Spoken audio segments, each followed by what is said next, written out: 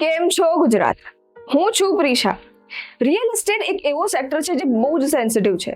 લોકો ઘર અથવા ઓફિસીસ જ્યારે ખરીદે છે ત્યારે ફક્ત દિવાલો નહીં, સપનાઓ ખરીદે છે. સપનાઓ માટે લોકો લોન લે છે. લોનને લાગતા વળગતા ઘણા જ એવા સવાલો હોય છે જેના જવાબ ગોતવા બહુ અઘરા હોય છે. અને એટલા જ માટે આજે આપણી સાથે છે મિસ્ટર સની સોની. સની સર ક્લિયરડીલ્સ સાથે છેલ્લા 7 વર્ષથી કામ કરે છે. ક્લિયરડીલ્સના ઘર ખરીદારોને ખાલી લોનનું સોલ્યુશન નહીં પણ માર્કેટ સમજીને બેસ્ટ સોલ્યુશન આપે છે. કેમ છો સની સર? બસ મજામાં. તમારો અમૂલ્ય સમય કાઢીને તમે અહીંયા આવ્યા એના માટે તમારો ખૂબ ખૂબ આભાર. Thank you.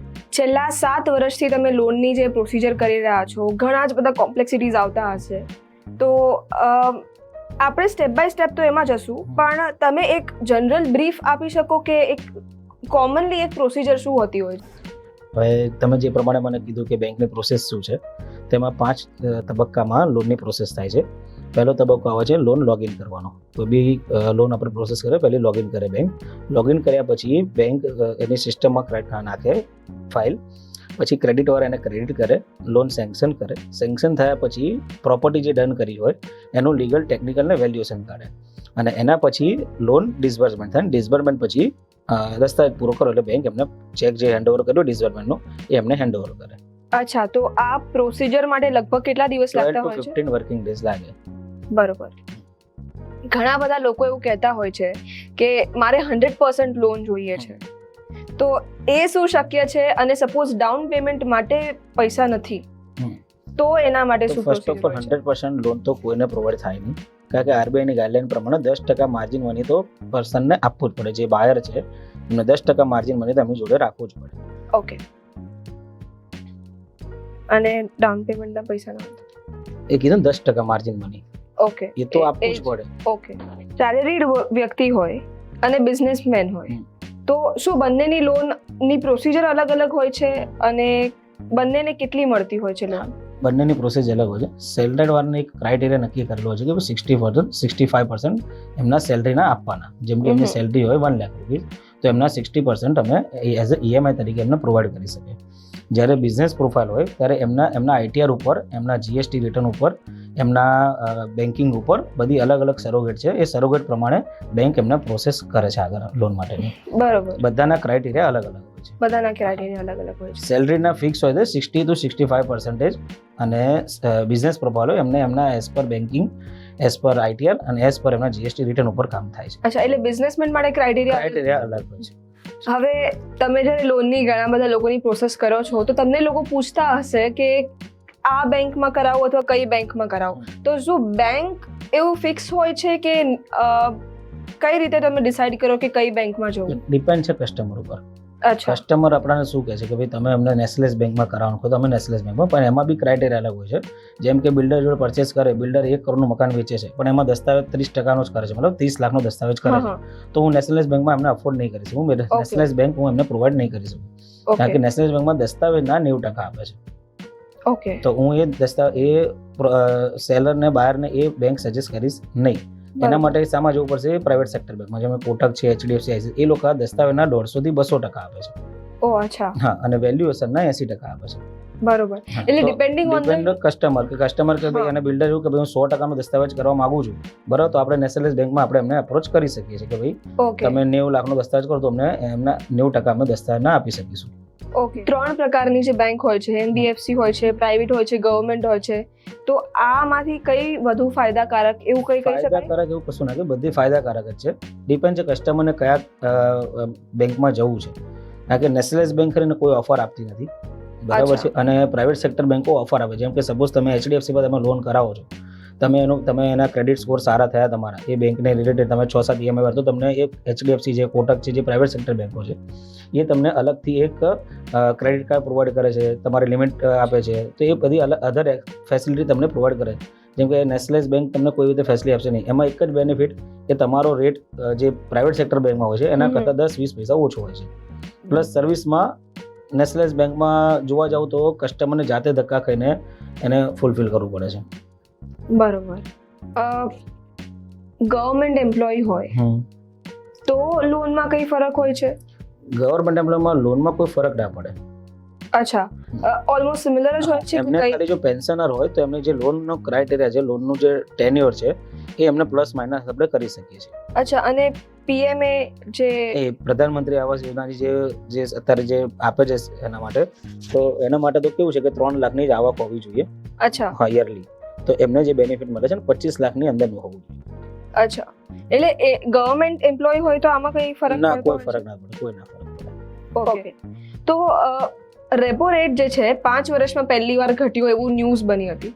Repo rate generally ઘટતો નથી હોતો એવું હોય છે, તો ફિક્સ રાખે તો એટલીસ્ટ વધે તો એના કારણે આપણું સેફર સાઈડ માટે ફિક્સ ક્યારે રખાય? જ્યારે લોન અમાઉન્ટ વધારે હોય અને જ્યારે રેપો રેટ ઓછો હોય ત્યારે જે તમે લોન કરી હોય અને ફિક્સ કર્યું હોય તે સારું પડે. જેમ કે 2021માં રેપો રેટ 3.5 હતો, તો 6.5% જેને લોન હતી તો એ વખતે એ લોકોએ ફિક્સ કર્યું, તમને બેનિફિટ રહેશે. અત્યારે તમે 25 પૈસા માટે તમે લોકો ફિક્સ કરું, બરાબર છે, કાલ ઉઠીને એ જ રેપો રેટ તમારો 3.5 4.5 થઈ ગયો, બરાબર છે, તો એ બેનિફિટ એમને મળશે નહીં. તો એમને એ 7% જ એમને ત્યાં ઊભું રહેવું પડશે. એટલે થોડું બહુ રિસ્ક રહે પણ Risk આપણને રહે. ફાયદો પણ મળી શકે. ફાયદો પણ મળી શકે. બરોબર. હવે સર એક સિબિલ સ્કોર વિશે થોડું કહેજો કે સિબિલ સ્કોર શું હોય છે અને એના કારણે લોનમાં શું ઇફેક્ટ આવે છે, અને સપોઝ ઓછું છે તો કઈ રીતે વધારવું? સિબિલ સ્કોર એટલે જનરલી કસ્ટમરનો ક્રેડિટ સ્કોર. અચ્છા, ક્રેડિટ એમને બેંક જોડે લોન લીધી છે, નહીં લીધી છે, કે લીધા પછી ભરી નથી, એ બધું જ સિબિલ સ્કોરમાં અંદર એડ થઈ. એમના પાન કાર્ડ ઉપર સિબિલ સ્કોર નીકળે. ઓકે. શેના પર ડિપેન્ડ કરતું હોય યુઝ્યુઅલી? બેંક લોન ઉપર. બેંક લોન ઉપર. બરોબર. તમે એમની જોડે તમે કોઈ કસ્ટમરે એમને પૈસા લીધા હોય, કોઈ મોબાઈલ લેવા માટે, કોઈ ઘર ખરીદી હોય, કોઈ વ્હીકલ ખરીદ્યું, કોઈ કન્ઝ્યુમર લોન લીધી હોય, એમાં પૈસા ભરે તો એ સિબિલ સ્કોર પ્લસ થાય. એમાં પૈસા ના ભર્યા, એમને ડીપીડી માર્યા, એમને ઓછી લોન કરી, ઓછી લોન ભરી, સેટલમેન્ટ કર્યું, તો એ સિબિલ સ્કોર એમનો ઘટે. ઓકે. તો સિબિલ સ્કોર, હા, સિબિલ સ્કોર ઘટે તો એમને લોનમાં, હોમ લોનમાં, કોઈ બી લોનમાં બેંક તરફથી એમને નેગેટિવ ઇફેક્ટ પડે. અચ્છા, બરોબર. તો સપોઝ કોઈનો ઓછો છે સિબિલ સ્કોર, તો એ વધારવો કઈ રીતે? હા, તો એમને પહેલું જે લોન લીધી હતી અને જેમાં ડિફોલ્ટ થયા છે એમને પહેલા વિધાઉટ સેટલમેન્ટ એમને લોન ભરી દેવી પડે. અને તેથી એનઓસી લઈને સિબિલ એ જ બેન્કરને એવું કહેવાનું કે ભાઈ તમે અમારું આ સિબિલ સ્કોરમાં Reflect કરી આપો. હા, અપડેટ કરી આપો તો અમારો સિબિલ સ્કોર પ્લસમાં. એના પછી એમને કોઈ નાની મોટી ગોલ્ડ લોન લઈને એને ટ્રેક એમનો સુધારીને 6 મહિનામાં અપડેટ કરવાનો. અચ્છા, એટલે 6 મહિના સુધી જો 6 આ મહિના રીતે પ્રોસેસ કરે છે તો વધી શકે છે. બરોબર. કોઈ એવા વ્યક્તિ છે જેની ઇન્કમ એટલી બધી નથી હોતી અને લોનની જરૂર પડી હોય છે, આપણે કદાચ એવી એક વાત પણ થઈ હતી કે તમે કોઈને આવી રીતે લોન અપાઈ હતી, તો જેની આવક જ ઓછી છે તો એને લોન કઈ રીતે લે, અથવા ઈએમઆઈ ઓછું રાખવું જોઈએ, શું હોય છે? જો કે જેની આવક ઓછી હોય ને એમાં પહેલું તો કોઈ ગવર્મેન્ટ બેંક કે એમને કોઈ હાથ પકડશે નહીં. ઓકે. એમને અલગથી બેંકો એક અફોર્ડેબલ સેગમેન્ટ કાઢેલું છે જેમાં સ્ટ્રક્ચરિંગ કરીને બધાની ઘરની બધી ઇન્કમ ક્લબ કરીને એમને એક લોન પ્રોવાઈડ કરે. અચ્છા, ઓકે. જેમ કે સપોઝ મારા ફેમિલીમાં 5 જણા છે, બરાબર, 5માંથી 3 જણા વર્કિંગ છે, તો અમારા બધાની ઇન્કમ છે 15,000 રૂપિયા. તો અમે અફોર્ડેબલ સેગમેન્ટમાં કેવું હોય, બધાની 15,000 ઇન્કમ લઈને એને એક લોન પ્રોવાઈડ કરી શકે અફોર્ડેબલ સેગમેન્ટમાં. ઓકે, એટલે પછી કમ્બાઇન્ડ રિસ્પોન્સિબિલિટી થઈ જાય. બરોબર. જો એ લોકો લોન લઈ રહ્યા હોય જેનું આવક ઓછી છે, એ લોકો ઈએમઆઈ બી ઓછું રાખે એવું બી પોસિબિલિટી હોય છે? ના, એવું નથી. બેંકનો ક્રાઇટેરિયા છે એ પ્રમાણે જ એમનો ઈએમઆઈ આવે. જે પ્રમાણે ટેન્યોર રાખેલા હોય, 20 વર્ષનું ટેન્યોર આપે અફોર્ડેબલમાં, એ પ્રમાણે જ એમનું કેલ્ક્યુલેશન થાય. બરોબર. જે એનઆરઆઈ છે એ લોકોનું લોનનું સિસ્ટમ શું હોય છે, અને કોણ એવા લોકો છે જેને લોન મળવી મુશ્કેલ છે? તો એનઆરઆઈમાં કેવું છે કે બધી બેંકો એનઆરઆઈ લોન કરતી નથી.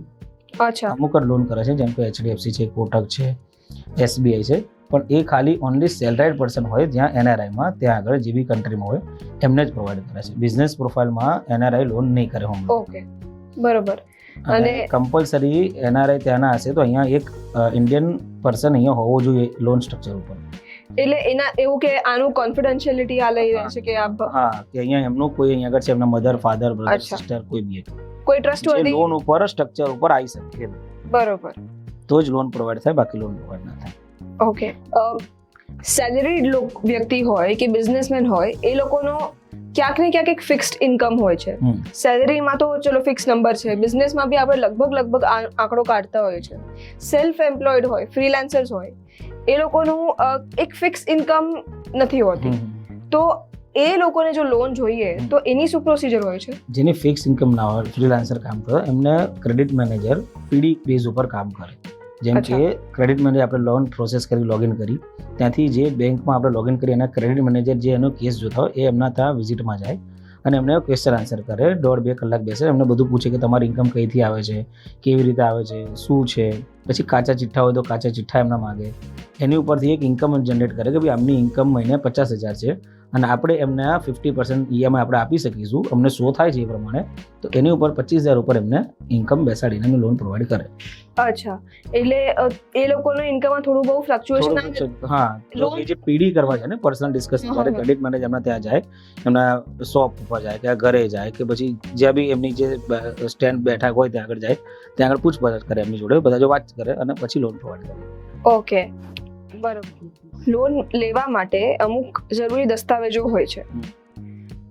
જો અમુક દસ્તાવેજો નથી તો પ્રોસિજર પર શું ફરક પડે છે? અને એવું કશું હોય છે કે સપોઝ આ દસ્તાવેજની જરૂર છે તો એના રિપ્લેસમેન્ટમાં કોઈ બીજું હોય કે એવું કશું? હા, આમાં કેવું છે, પહેલું બેંક લીગલ ટેકનિકલ ક્લિયર નહીં આવે તો કોઈ બેંક લોન કરશે નહીં. અચ્છા. હા, જેમ કે ચેન ડોક્યુમેન્ટ કમ્પલસરી હોવો જોઈએ, અધરવાઇઝ નથી તો એનું પોલીસ વેરિફિકેશન કરાવવું પડે, પેપર એડ આપવી પડે અને એને એડવોકેટ જોડે NOC લઈને પછી બેંક એને પ્રોસેસ કરે.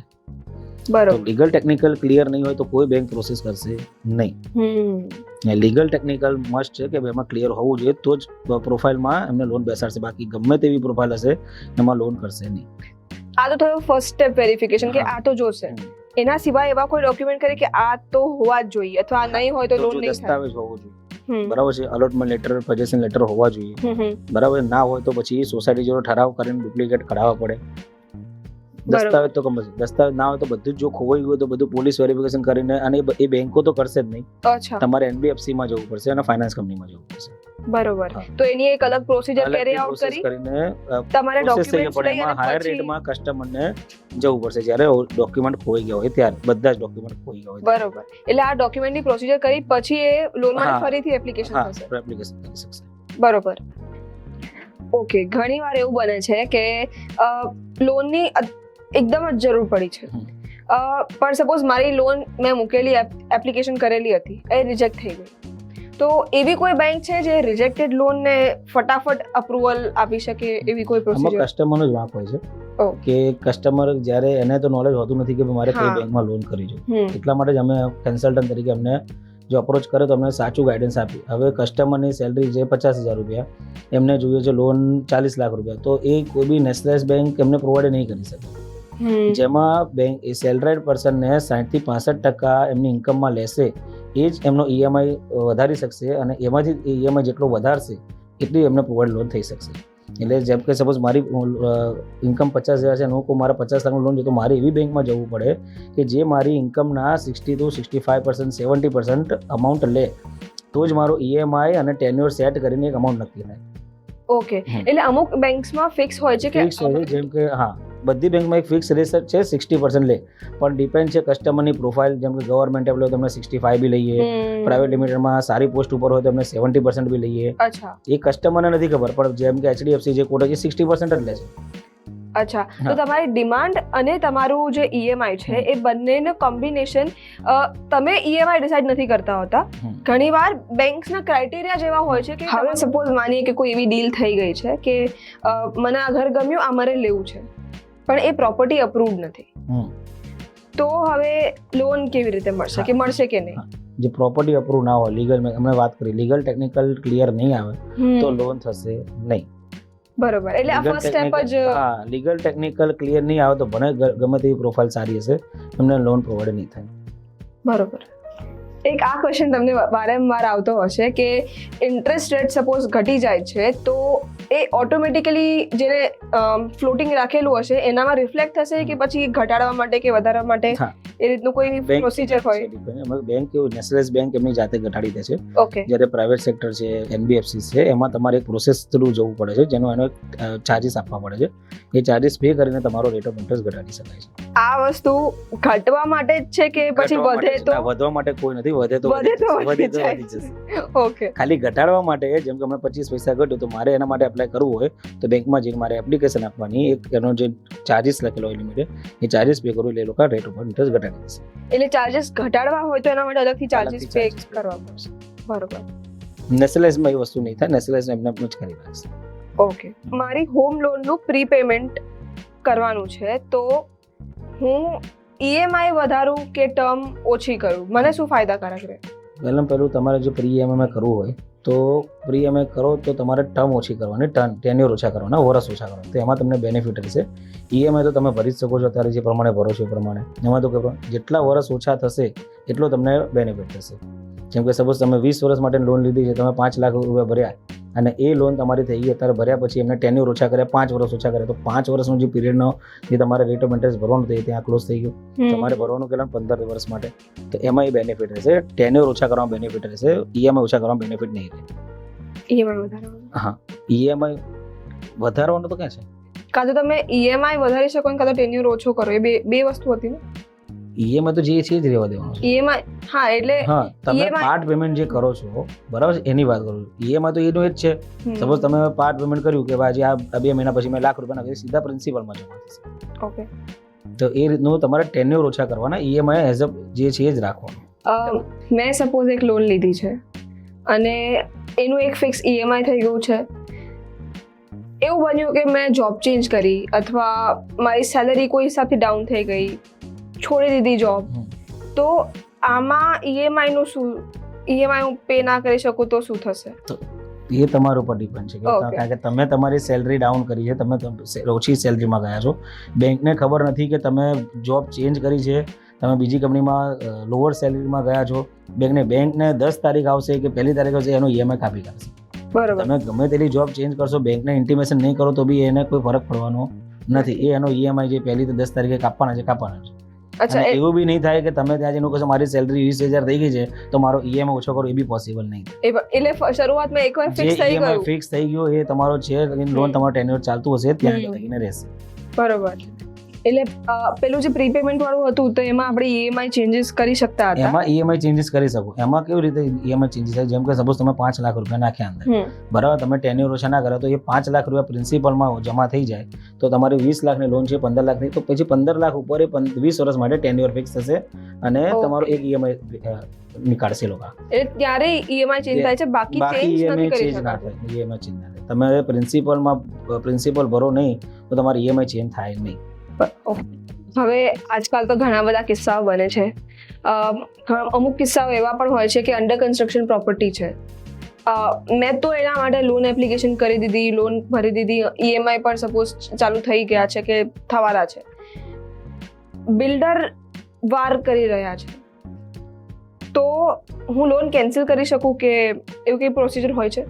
લોન કેન્સલ ના થાય. લોન કેન્સલ કરો એટલે બેંકે જે પૈસા આપ્યા છે તમારે પહેલા ભરી દેવા પડે તો લોન કેન્સલ થાય. કારણ કે તમારો એ જે પાર્ટ પેમેન્ટ એને કહેવાય અંડર કન્સ્ટ્રક્શન પ્રોપર્ટીમાં રજિસ્ટર બાનાખત ઉપર પાર્ટ પેમેન્ટ કાઢે એઝ પર એનો જે પ્રમાણે રેરા પ્રમાણે વર્કઆઉટ થયું હોય, કન્સ્ટ્રક્શન કેટલું થયું છે 20%, 30%, એ પ્રમાણે બેંકે એમને પૈસા આપી દીધા. હવે તમે લોન કેન્સલ કરો છો, પ્રોપર્ટી લેવી નથી, તો તમારે શું કરવું પડે? પહેલાં એ લોન ક્લોઝ કરવી પડે, રજિસ્ટર બાનાખત કેન્સલ કરાવવું પડે, એના પછી બહાર નીકળે, બાકી એમને બહાર નીકળે નહીં એ પ્રોપર્ટીમાંથી.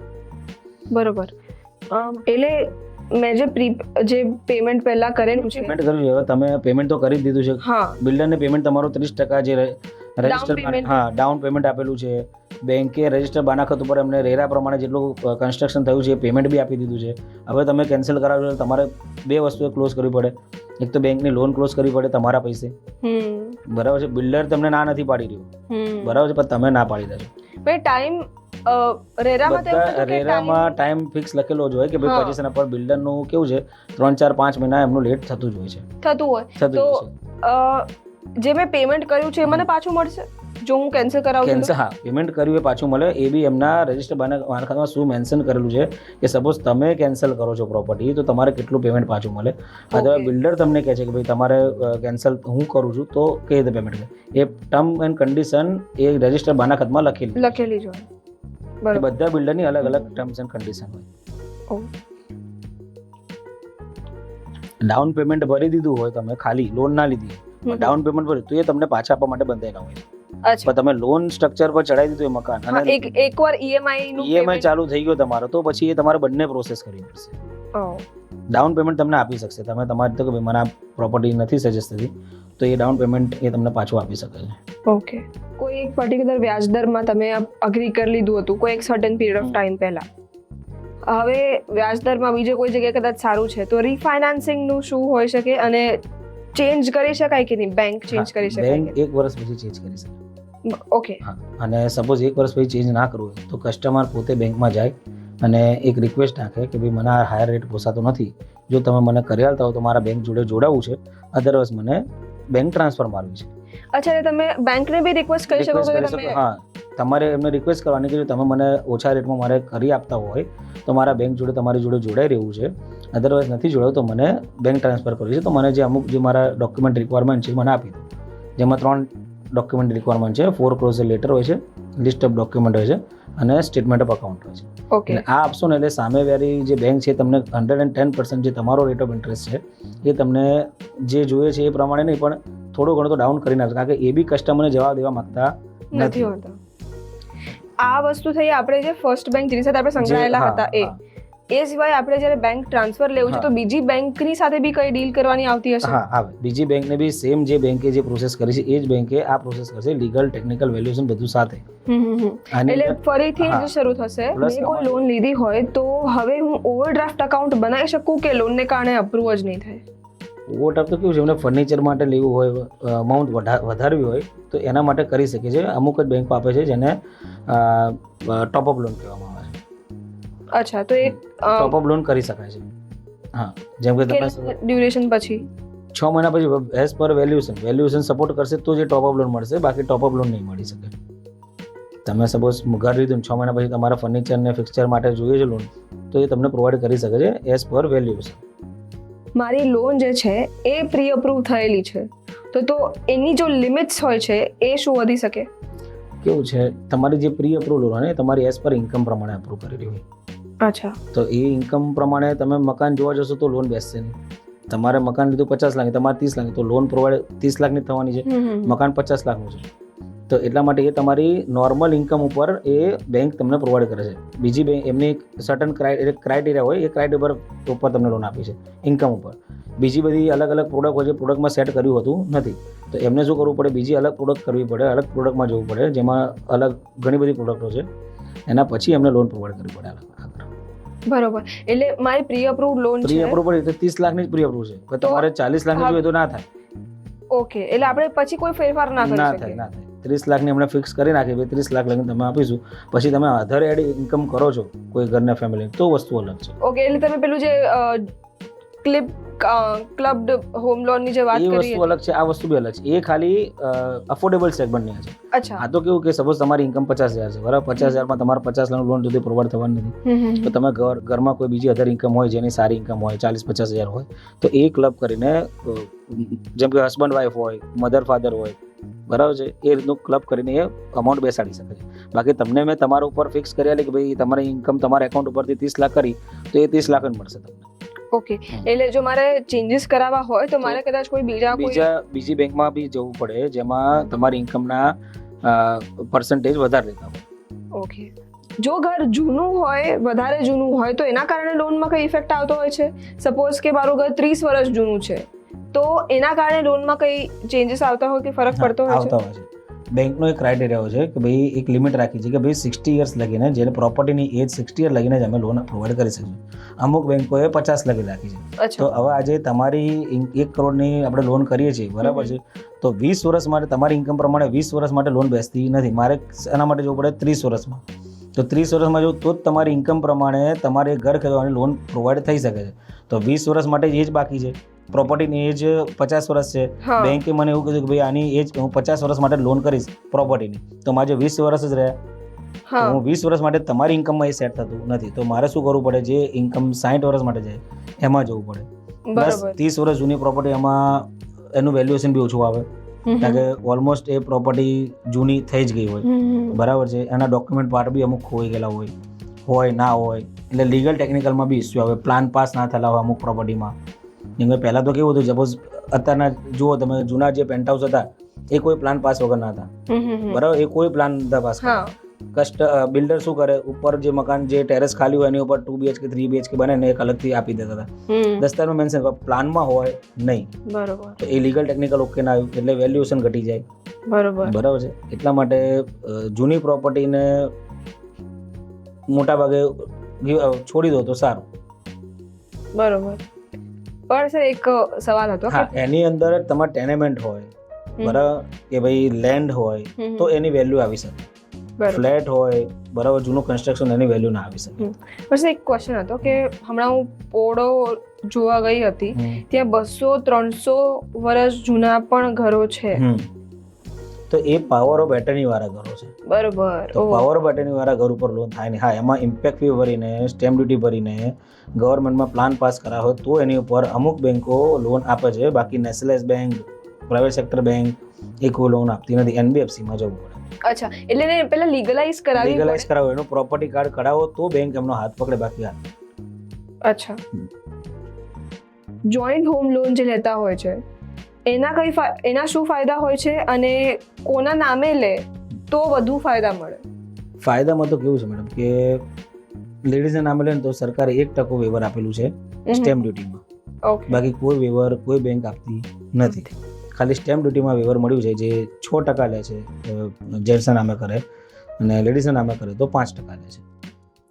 અને સપોઝ ઇન્કમ ટેક્સમાં અમને રાહ જોતી હોય તો બંનેના નામે લોન કરવાની પ્રોવાઈડ કરો, અને બંનેમાંથી EMI તમે ડાઉન પેમેન્ટ કરાવડાવો, EMI ડિબેટ કરાવડાવો તો જે બંનેને બેનિફિટ મળે ઇન્કમ ટેક્સમાં.